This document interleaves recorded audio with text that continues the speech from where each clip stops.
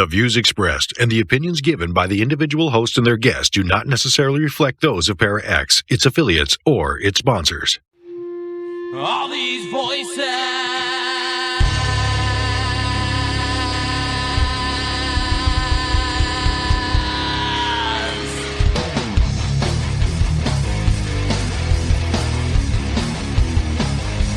All these voices. All these things you can't explain. All these painful memories.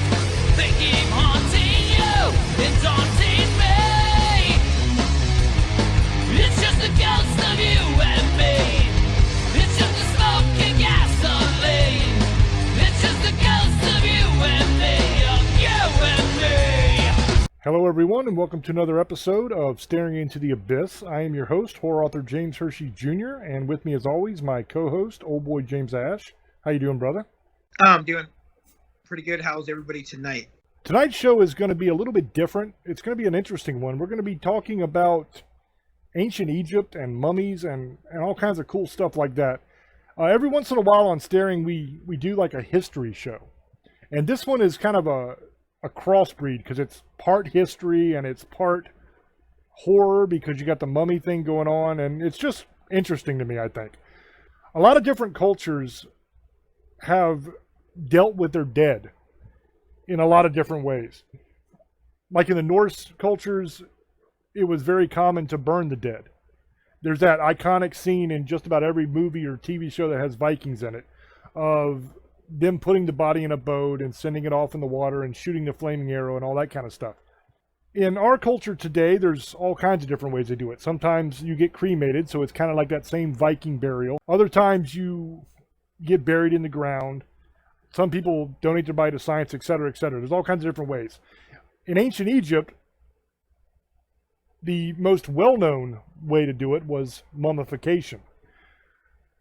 But one thing not a lot of people know is that not everybody got mummified in ancient Egypt. It was a practice that was just for the elites at first. It ended up spreading, but in the beginning, it was just for the elites. So basically what they were doing is they were trying to keep the bodies intact through mummification. And it was extraordinarily successful. It was so successful that we can still look at the mummified body of Egyptian pharaohs today. Now, that's over 3,000 years after they died. And we can even kind of tell what their life was like, what they looked like, all that kind of stuff. Ancient Egyptians really, really loved life. They were people that celebrated life and they lived life, if that makes sense. They painted themselves, they did all kinds of stuff to really celebrate and enjoy the life that they were living. And they also believed in immortality. They didn't believe that when you died, that was it.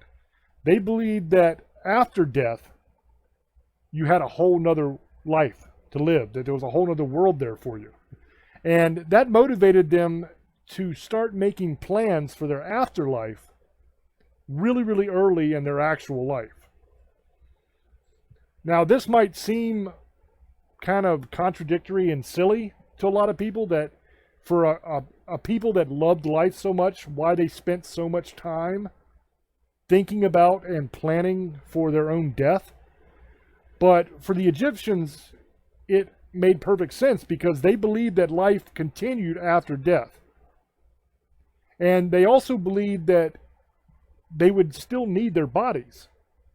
And that's the weird thing, the thing that's different from what we believe today. See, we believe today that you die, your body stays here, it's done.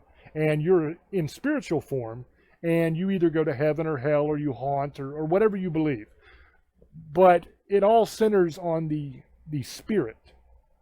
Even people that believe in reincarnation, the body dies, the spirit goes on to be reborn in another body. So your body is trash after you're done with it. But for the ancient Egyptians, they believed that they would still need their physical bodies. Therefore, preserving their bodies in a lifelike way, in a way that was as good as possible to where their body wouldn't decompose and rot away on them, was very, very important. And it was the ultimate goal of mummification. And they believed that it was absolutely essential for them to continue their life. The Egyptians believed that the mummified body actually housed the soul. And if the body was destroyed, then their spirit could be lost. And you couldn't get into the afterlife. You couldn't find your way to the afterlife without your body.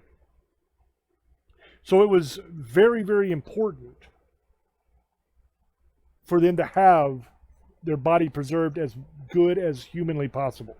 This was also why they put such emphasis and why tomb preparation was such a crucial ritual to the Egyptians.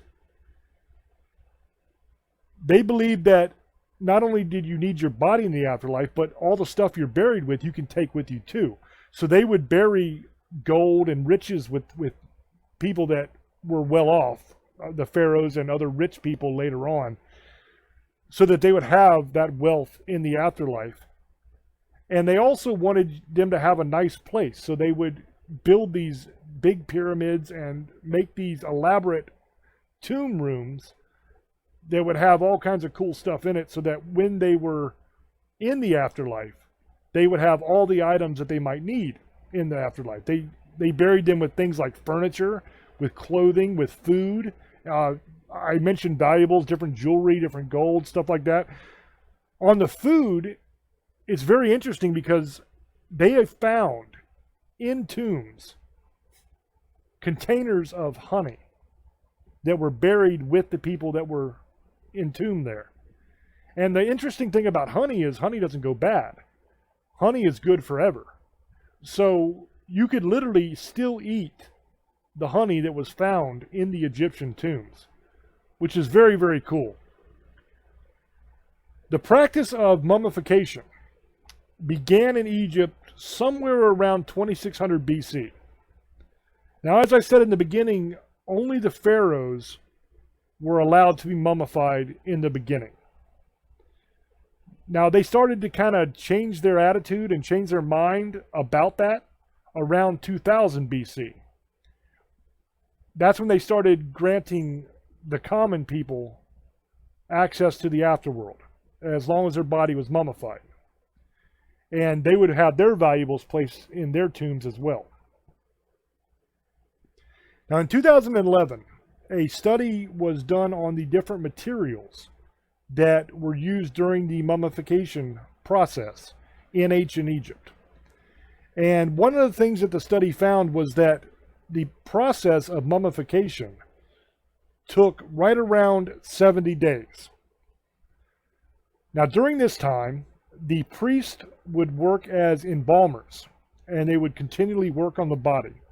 And they also performed different rituals and prayers in order to help the person that was being mummified make their way into the afterlife and do everything they needed to do to get them there safely and all of that. And as I said before, they were working on the body during this time as well. So they're doing the rituals, they're doing the prayers, and they're also continuing to treat and wrap the body to ensure that it mummifies properly. So the general steps that were involved in the mummification process. First of all, the internal body parts that could decay. So we're talking the brain, stuff like that, is all removed. All of the organs of the abdomen were also removed. Now, they left the heart. They didn't remove the heart, because the heart was believed to be the center of the person's being. That's where we get our idea of following your heart. And if you love somebody, that it's your heart that is loving somebody. And when they talk about saying something like you really mean it, being true, they're saying you're speaking from the heart. That's where that whole idea comes from, is ancient Egypt, because they believed that the heart was actually the center of the body, of the soul. That's where your soul resided, was in your heart. Now, the next step was, I guess the best way to say this is dehydration. It involved removing all of the moisture from the body. So they covered the body with a thing called a natron, which is a type of a salt that acted as a preservative and a drying agent. So basically what they did was they salted the body just like you would salt fish or meat or something like that to dry it out and preserve it. They did the same thing with the bodies. The last step in the process was actually wrapping the body. And that involved more than 100 yards of linen smeared over with gum. The process varied depending on who you were and how much wealth you had. So depending on like your class, if you're a pharaoh or if you're a rich noble or if you're a common person, and your status, your rank. Mummification was very, very expensive. So just like anything else, there was multiple different versions. If you were a pharaoh or if you were a rich person, you got the top of the line Louis Vuitton type mummification. If you were a common person, a poor person, then they had cheaper off-brand alternatives that they offered to you. The ancient Greek historian Herodotus described that there was 3 different mummification methods that were based on social class that the embalmers would offer. So we'll start with what was offered to the rich and the elites. So this would be your pharaohs, this would be your rich, what we would consider noblemen, your people that had a ton of wealth. So for those people, the brain was drawn out through the nostrils using a crooked piece of iron. Then the contents of the belly were taken out, and the interior of the body cavity, was cleaned using palm wine and different aromatics. The belly was filled with pure myrrh, cassia, and other spices, and then sewn back up.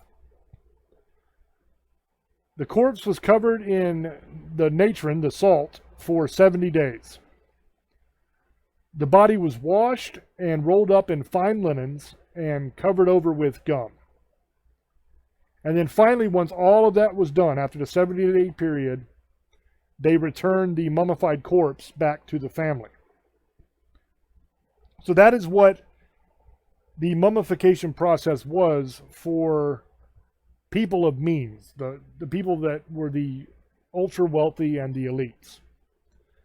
Your middle class people, which was people that weren't poor, they weren't like slaves or poor workers, but they weren't rich. So they were basically middle class.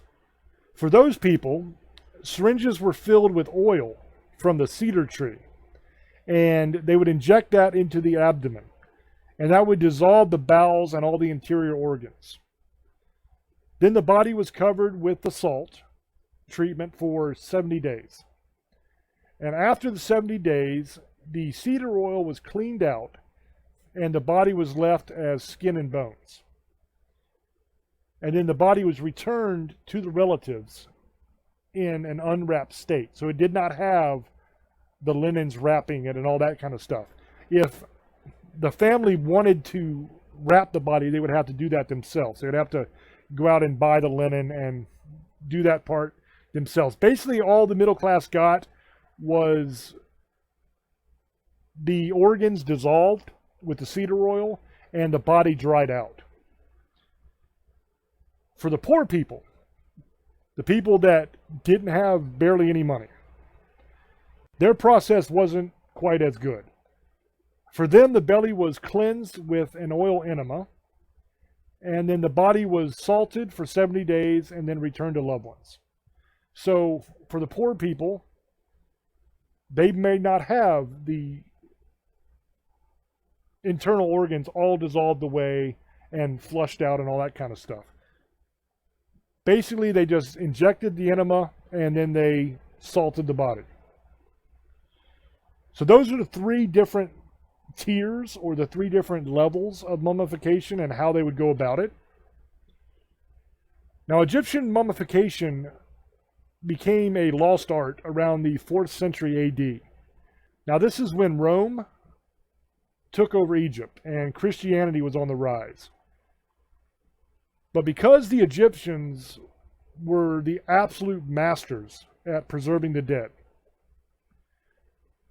mummies are still around, and they provide us with a glimpse into the culture and the traditions of the ancient Egyptian civilization, which I think is an amazing thing if you think about it. How long ago that was. And their job, their embalming, their mummification, still holds up to this day, to where the body hasn't dissolved away. It's still there, that we can look at it and study it. Now, the process of mummification did not end with Egypt. In some ways, you could even say that the tradition of mummification has carried on through the years and really transcended time, because it's still being done today. In modern times, the people of Papua New Guinea, they still mummify the dead.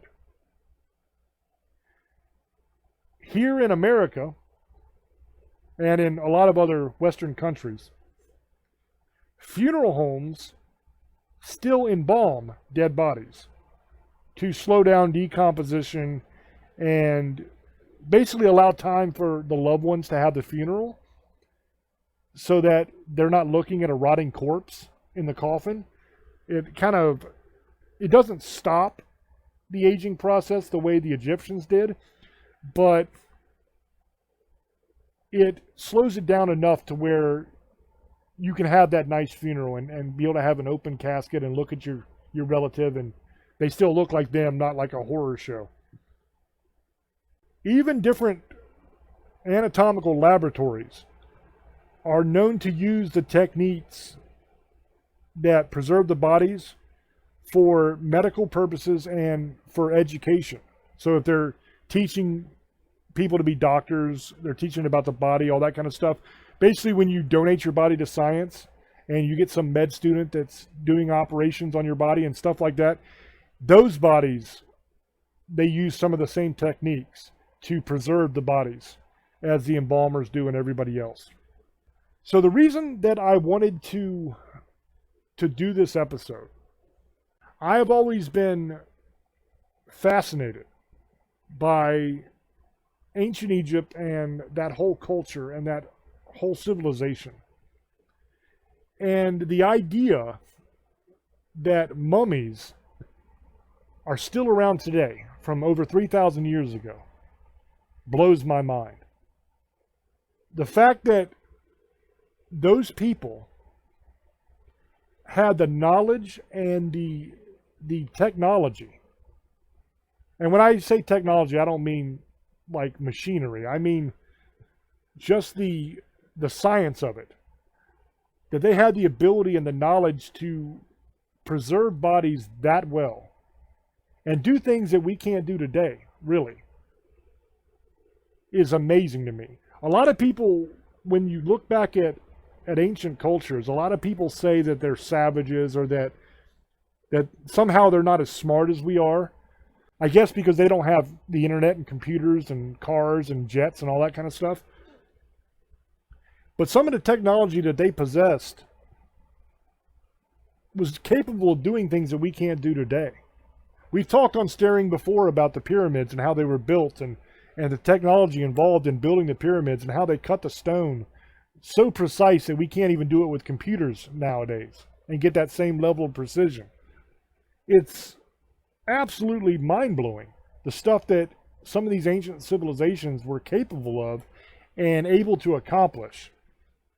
And like I said before, in a lot of cases, we can't replicate those things today. Now, we could probably make a mummy today if we really wanted to. We know the process. So it is almost like following a recipe if you're making dinner. You know, you look at the cookbook and you follow the recipe.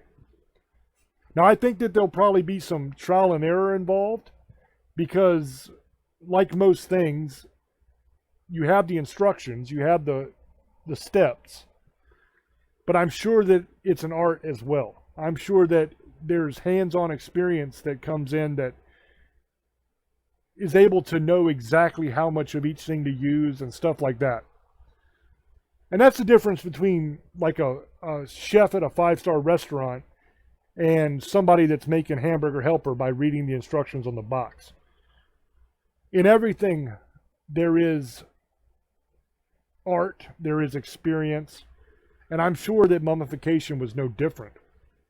But I think that if we wanted to, I'm sure that we could do that today, that we could mummify a body and we could get to the point through experimentation and trial and error to where we could do almost as good of a job as they did. But we just don't do it anymore because basically I think it boils down to the belief system. Because as I said, the ancient Egyptians believed that they needed their body for the afterlife. So they were motivated to preserve that body the best possible way. Today, we aren't motivated like that because whether you're a Christian believer or whether you're a believer in one of the other major world religions right now, or whether you are somebody who doesn't believe in anything, regardless, one thing we all agree on is once we're dead, that's it for the body. We don't need it anymore. So we're not motivated to try to preserve the body for a long period of time. We preserve it long enough to where we can have the funeral, and then we really don't care what happens to it after that. We put it in a box and we bury it and we forget about it, or we set it on fire. We don't think about the fact that we're going to be in that body again. So without having to reuse the body, there's really no need for us to preserve it and to make it last thousands of years. Could we do it if we wanted to? Probably, because we know how. We have the recipe. As I said, it'll be some experimentation to get it right, I'm sure. But I think we could pull it off.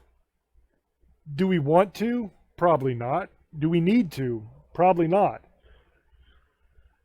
But there is that level of respect for the artistry and just the academic badassery that these ancient Egyptians had, that they were able to do this.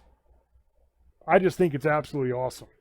So that's about all I've got on this. I'm going to throw over to Old Boy and see what he has to say about it. So Old Boy, go ahead, brother. Thank you, brother. Well, just remember, guys, I don't know a lot about mummification. It's always been interesting to me about how the Egyptians, for, like he was saying, thousands, even longer than 3,000 years, 4,000 or 5,000 or longer, have been doing this. And they preserved these bodies. Like you've seen King Tut and the preserved. They can't even do it now. I mean, the way they would do it then. And I don't know how I know how they did it, but God, they pulled it off. They've been doing it for a long time. They got, and look at, and I don't want to go into this because what's going to go into the horror movie aspect, because in the 30s they made the Mummy movies, and in the 40s, and then the new Mummy movie with Brandon Fraser, they made 3 of them, I think 3 or 4 of them, I forget, because I think they made a remake with Tom Cruise a couple years ago. It wasn't that good. But you remember that, guys? That's why we kind of did the show too, because we could always throw that in. There's some beliefs that thinks the mummies would come back to life and do that because they would have curse, like King Tut.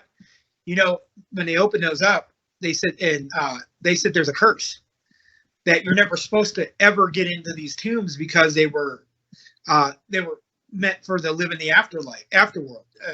It was the underworld to them, and it was a curse to disturb this. We're not supposed to disturb this afterlife, and we do.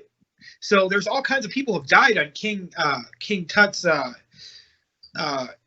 when they dug him out, all these people died. There's all kinds of curses, and that's something, James, after we're done, you can talk about that. I don't know if you remember that, but there's a lot of things about messing with these mummies and artifacts that people have got curses over. People have died. I've read it. Numerous hundreds of people have died. Like if you looked at, I think it was Ra.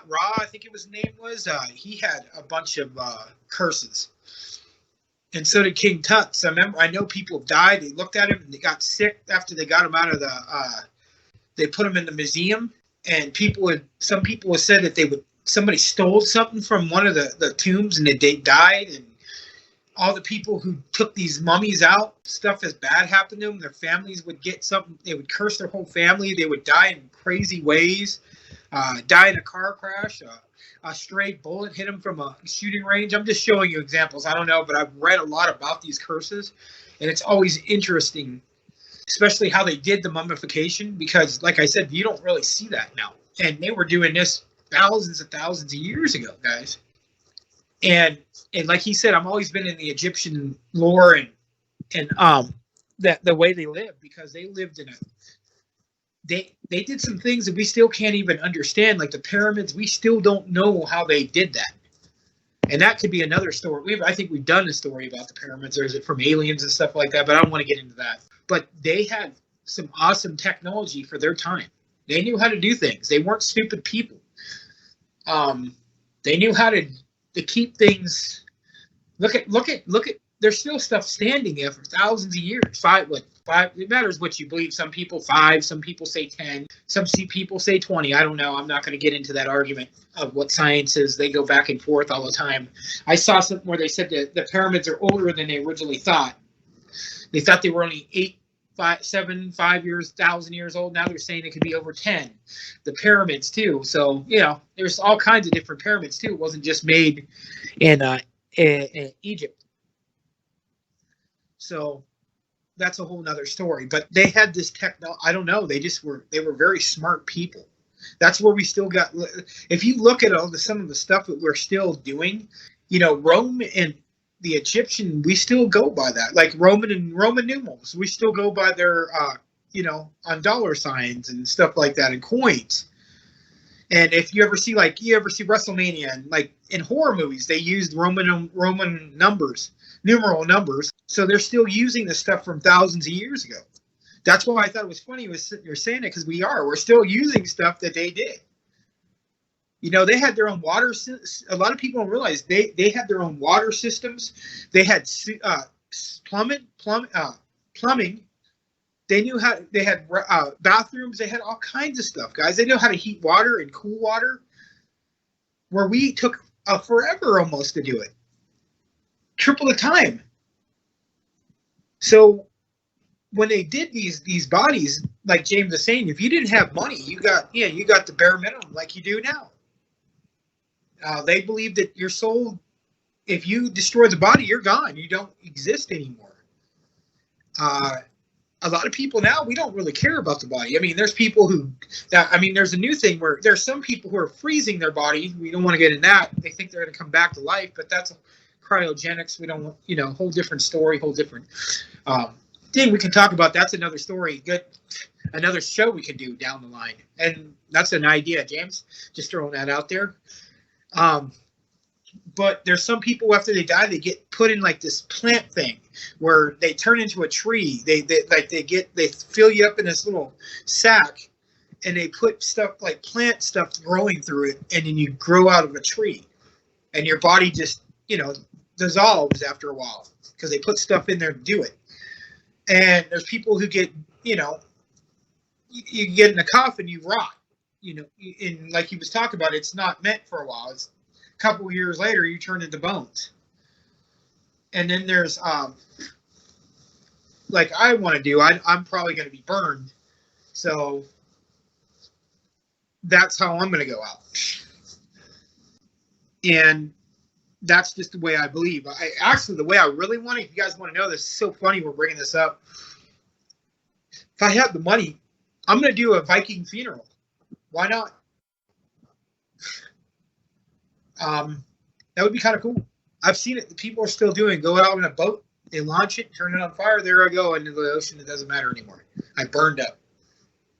Instead of paying thousands of dollars to be cremated, that's the word I was trying to get. I was just thinking about it for a minute. So that would be a cool way to die. I mean, after I'm dead, I'm already dead. What do I mean, cool way to die? Sorry, that would be a cool way to go out. Because if you get, cremated, it's the same thing. You're gonna get thrown out in ashes. I don't really care about anywhere. I never anything special. So I was thinking, like, maybe I could spend the money and just have him do it. Maybe if I'm gone before James, he can be the one. Maybe I'll have him shoot the arrow in the damn thing and send me to where I need to go. I was thinking about that. If I don't, he's gone before me, then that's a whole different story. I just have to find somebody else. But I was thinking about maybe I should do that. I don't know. What you guys think? Leave in the comments. A Viking's funeral. The way I've always been, guys, and I'm not trying to get out of this, but if I'm going to go out, I want to go out like a warrior. That I always said me and James are born in the wrong era. And that's how I've always felt. But it is what it is. You take it what you get, and that's how it goes. You can't change who you are.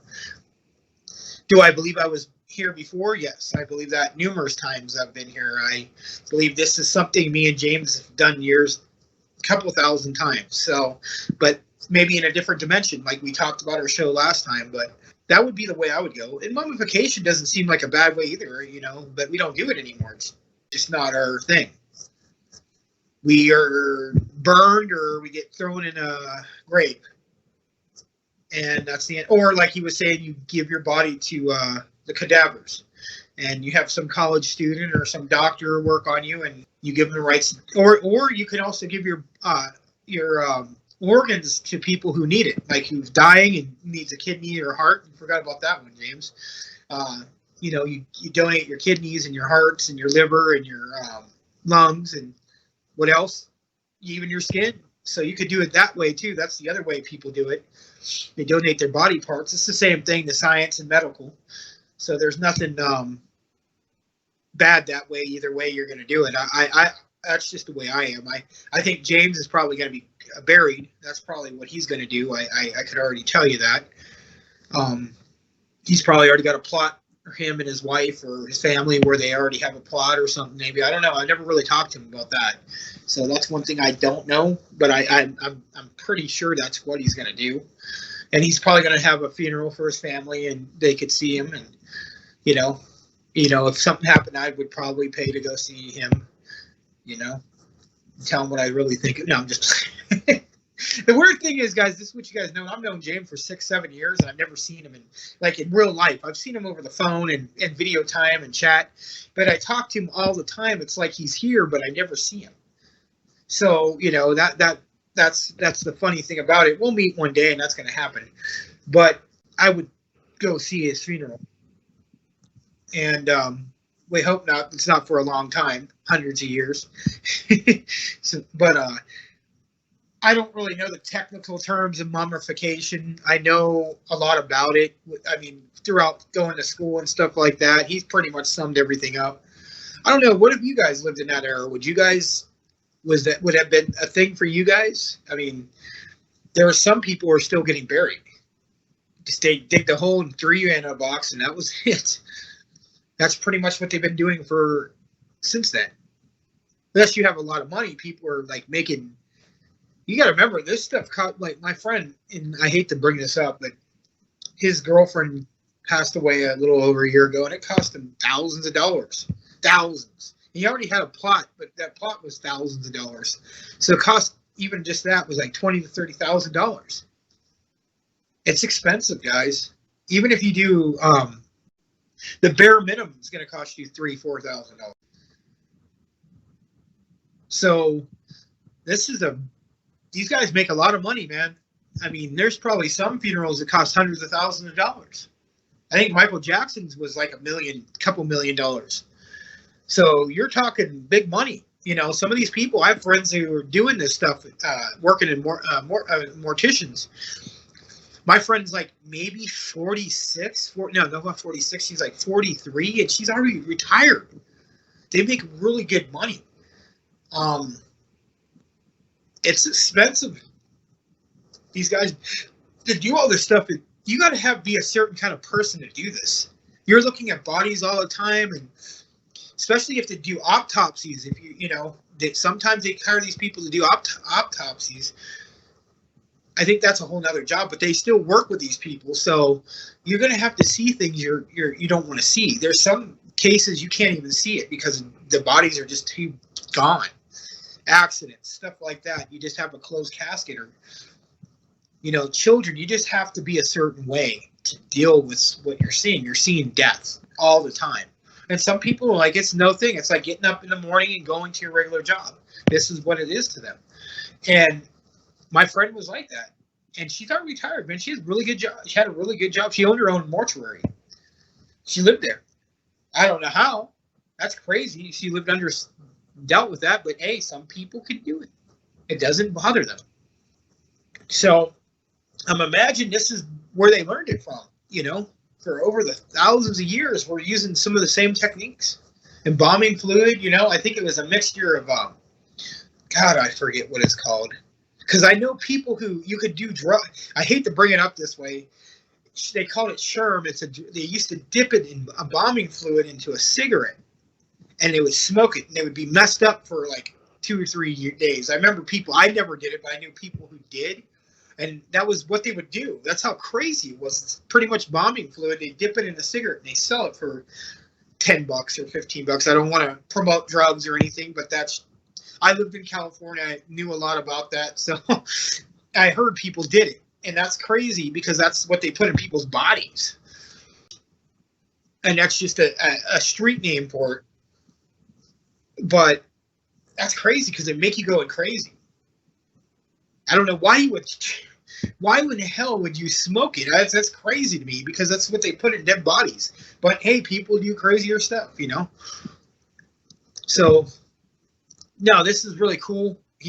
We were talking about it earlier. I'm like, yeah, let's go do it because it's kind of a morbid talk. You know, we're talking about burying people and how we mummified them and embalming them. It's about death. And a lot of people are scared of death, guys. Like, I think a lot of people might get a little wheezy about this show because it's talking about death. One way or another, it's still coming out to death. So, you know, what do you guys think? What would you want to be? What your plan is? Tell me what your plan. You know, you don't have to, but if that's what what you want to be embalmed or you want to be mummified, I think you still can be mummified. You pay for it. You can pay for whatever you want now in this day and age. It won't be the same way because I know they put like herbs and all kinds of oils, and they had a special thing they would do. And then like I seen like that monk. It's like 1,500 years old. They put some kind of thing in his skin, and it never rotted away. It's crazy. They've mummified throughout the years, and these bodies look like they never change. They're dead, but they don't lose the skin. They never go away. But if you think about it, they're doing exactly what they said they were going to do, live forever. And by what you guys need to understand is this is how I'm explaining. Their bodies are still there. Yeah, the organs, whatever, they're gone, whatever they did to them, but they still preserve their body. So in some ways, they're still alive forever. Maybe not the soul, maybe whatever you want to believe in, but they mummified themselves forever. And it's working. They're still there. Thousands of years, and they're still not messed up. So think about it. In some ways, they're right. If you ever seen some of these, like King Tut and all these pharaohs and kings, they had these big giant coffins and in these crypts. And they would just put them in there, and you could see what they used to, they decked them out with gold and all this stuff. And you open, they're mummified, but they're still pretty much on display forever. And so they pretty much still live on, and because people are seeing it, we're still seeing what happened 5,000-10,000 years ago. So in reality, they are living forever, if you think about it in that sense. So other than that, there you go, James. Yeah, a lot of people talk about the curse of King Tut, of King Tutankhamun, but I don't know, man. I don't know if I buy it, because if you look at the facts of the case, a lot of that stuff was kind of blown out of proportion. They did a study of it, and it showed that of the 58 people who were present when the tomb and the sarcophagus were opened up, only 8 of them died within a dozen years. All the others are still alive. Now that includes Howard Carter. He died of lymphoma in 1939 at the age of 64. The tomb was opened in November of 1922, by the way. And the last survivors were Lady Evelyn Herbert, who was Lord Carnarvon's daughter. She was one of the first people to enter the tomb once it was opened up. She lived another 57 years after that day and died in 1980. And an American archaeologist named J.O. Kinnaman, who died in 1961, which was 39 years after the event.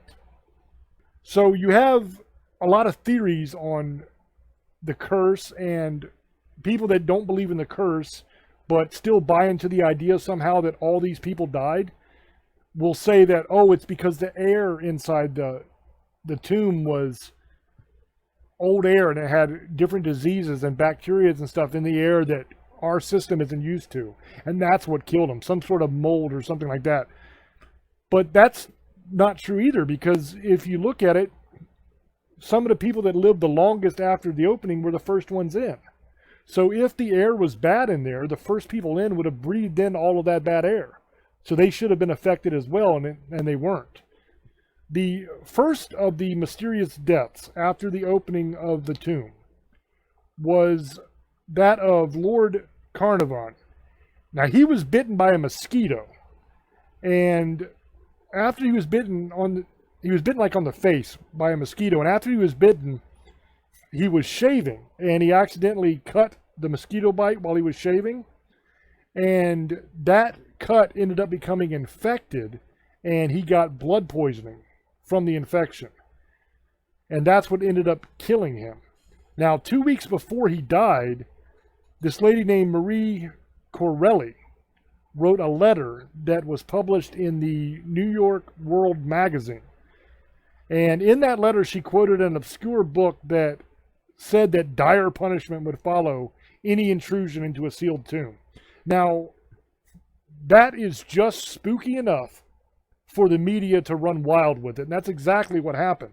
There was a frenzy in the media. People were like, oh my God, there's a curse. The tomb was open and now the King's Tut's curse is going to get everybody. And that blew into this big, giant tale of all these people that died. It just simply wasn't true. I mean, when they did the autopsy of Carnarvon's body, they found that his death was attributed to, it was reported as being pneumonia supervening on facial, a word I can't barely pronounce, erysipelas or something, which is a streptococcal infection of the skin and underlying soft tissue. I looked that up so that I could tell you what it was. Now, pneumonia was a complication of the very aggressive infection that he got from the cut. When they did the autopsy, they looked for mold and everything in the lungs, and they didn't find any. So that's what ended up killing him. So the idea that it was a curse, I don't know, man. I mean, how would you say it's a curse because the dude cut himself shaving on a mosquito bite and ended up with a blood infection? But here are the people that actually died after the opening of the tomb. You had George Herbert, who was the 5th Earl of Carnarvon. He was a financial backer of the excavation team, and he was there when the tomb was opened up. He died on April 5th, 1923, after the mosquito bite became infected. That's the guy I was talking about that cut his face while he was shaving, cut the thing, got an infection, and that ended up killing him. A guy named George J. Gold, he was a visitor to the tomb. He died in the French Riviera on May 16, 1923, and he developed a fever and ended up passing away. A.C. Mace, who was a member of Carter's excavation team, died in 1928 from arsenic poisoning. Captain Richard Bethel, who was Carter's secretary, died on November 15th, 1929. He died in the Mayfair Club in bed, and it was suspected that somebody smothered him in bed. Howard Carter opened the tomb on February 16th, 1923. So he opened it and was one of the first ones in. He died well over a decade later on March 2nd, 1939. Now, some people say that he died because of the curse. But I don't see any actual evidence or fact that points to the idea of there being a curse.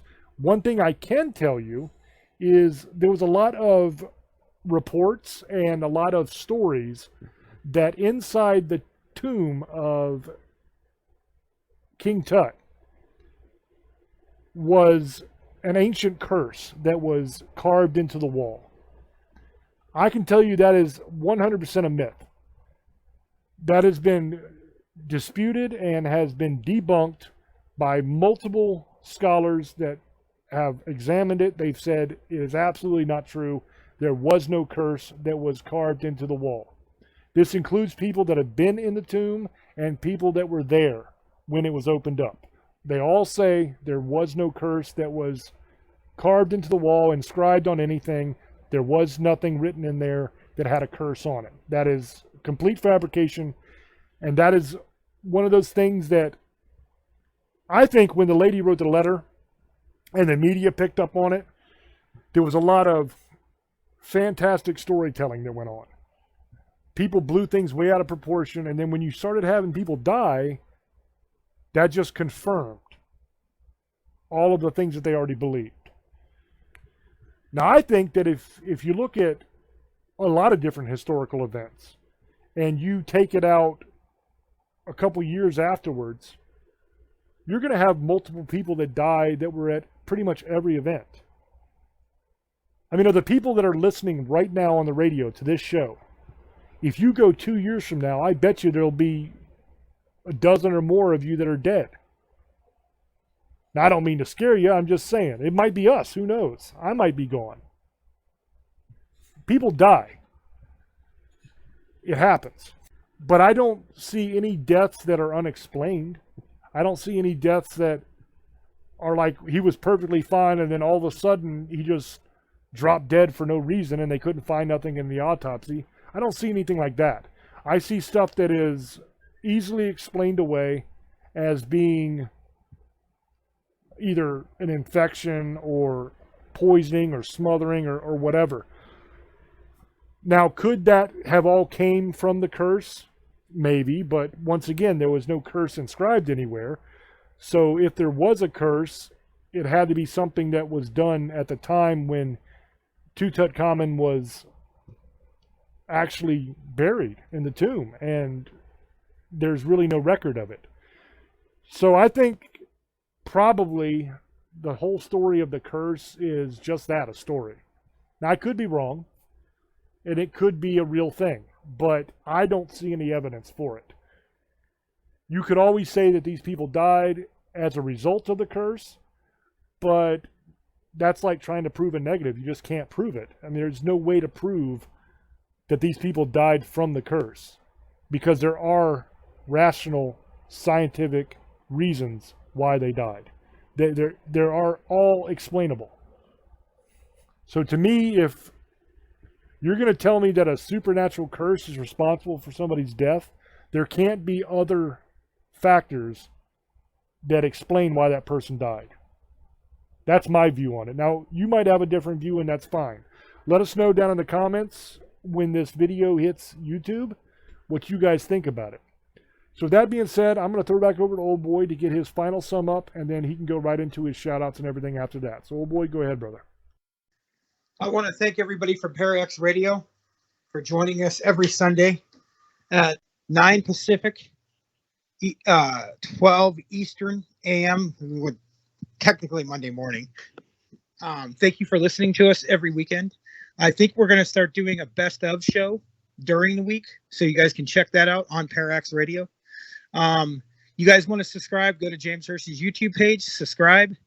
Just remember, we have a merchandise store. You guys can get whatever you want, shirts, COVID mask, all kinds of cool stuff. Just check it out. He'll tell you where to go after I'm done blabbling. It's summertime, guys. It's the beginning of June. I hope everybody's enjoying their summer. I hope everybody's having a good time. Things are starting to get back to normal now. That's good. I know you guys are happy to hear that. So with that being said, I hope everybody has a good night. Misfits, Sugar Ladies, Monster Hunters, Demon Lovers, I love you and blessed be and have a good night. Yeah, as old boy said, it's summertime. The weather is beautiful. All the goofy lockdowns and all that garbage is pretty much over with. So things are starting to get back to normal, which is awesome, which means that the filming schedule for Tales from the Abyss is starting to pick up again to where we're starting to go to places and film again and all that kind of stuff. So there will be new episodes of Tales coming pretty regularly, not, every week or anything, but as we get them done. I put up one new actual Tales episode that is a case that Old Boy was working on in California. And I also put up a couple little shorts, and I have a new thing I'm doing called Tales from the Abyss Presents, to where I spotlight and showcase other paranormal teams on their investigations. Just kind of a way to get more exposure to some of these other paranormal teams and help them out, I'm a guy that believes in the idea of paranormal unity and helping people out. And a lot of people talk about it, but we try to be about it, if that makes sense. So that's one thing I'm working on now, is trying to get the word out about other paranormal teams and give them an opportunity to have their footage showcased on a little bit of a larger scale, like a larger audience, so to speak, so that they get some more exposure. So we'll see how it goes. Sometimes these things work out, sometimes they don't. But the way I look at it, this field, it's hard enough to be in the paranormal field because a lot of the normal people think you're crazy. So you're always going to have those arguments with skeptics and people that think that you're nuts. So I don't think that we ought to be fighting with each other in the paranormal field. We ought to support each other and cut out all the jealousy and all the stupid stuff and just help each other out. We're all supposed to be working towards the same goal, which is helping people and answering questions and learning about the field. So to that end, if I can do something to help spread the message of unity and spread the message of helping people and providing evidence to the world that these things actually exist, I think that's a worthwhile endeavor. Once again, we'll see how it goes. But with that being said, guys, thank you for tuning in. I hope that you enjoyed this episode. This was kind of a passion project for me, this one, because I've always been a big nerd when it comes to Egyptian stuff. I love all the old tales of ancient Egypt. I love the stuff about the pyramids. And mummies absolutely fascinated me because it literally looks like they could get up and walk at you, just like in the movies.